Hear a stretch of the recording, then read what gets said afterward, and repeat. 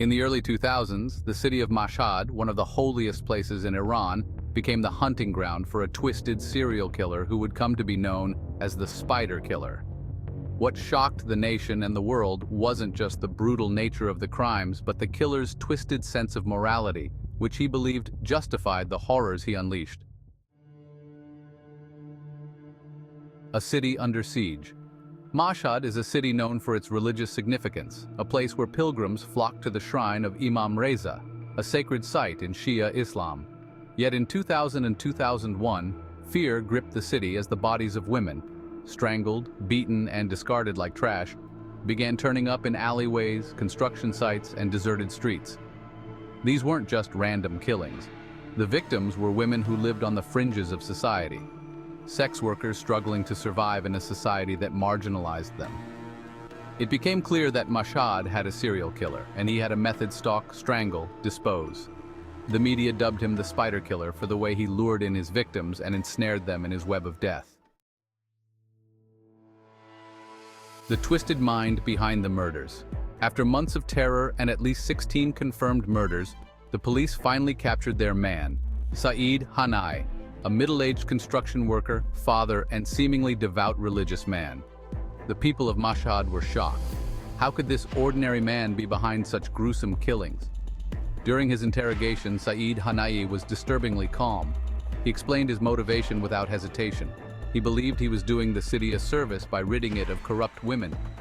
Hanaei saw his victims as impure and sinful for working as sex workers, and in his eyes, he was carrying out a mission of divine justice. He was convinced that his acts were righteous, and that he was purifying his city in the name of God. The chilling part was not only his lack of remorse, but also his open acknowledgement that he felt no guilt. In interviews with the media, Hanaei claimed that if he hadn't been caught, he would have continued killing these women. He saw himself as a hero, a man cleansing society. The public reaction, horror and controversy. When the trial began, the courtroom was packed with journalists, families of the victims, and the public. The details of the case were grotesque, but what shook people even more was the reaction of a small, radical faction of society that supported Hanaei's actions.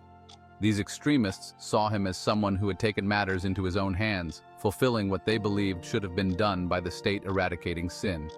However, the vast majority of Iranians, especially the families of the victims, were horrified. These women, many of whom had turned to sex work out of desperation, were now being treated as if their lives didn't matter.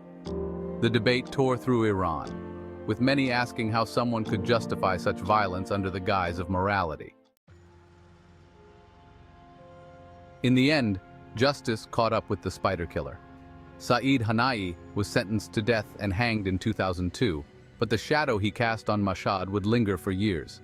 His crimes not only revealed the depths of one man's depravity, but also exposed the social fractures that allowed such a monster to thrive in silence for so long. To this day, the story of the Spider Killer of Mashhad stands as a grim reminder of the horrors that can be committed in the name of misguided righteousness. It's a tale that chills to the bone, not just because of the gruesome murders, but because of the twisted morality behind them. A morality that, for a brief moment, found supporters in the dark corners of society. This real-life horror story had the world gripped and has been the subject of documentaries, films, and discussions about the intersection of crime, religion, and social justice in Iran. The Spider Killer's reign of terror shook an entire city, making it one of the most disturbing true crime stories in the nation's history.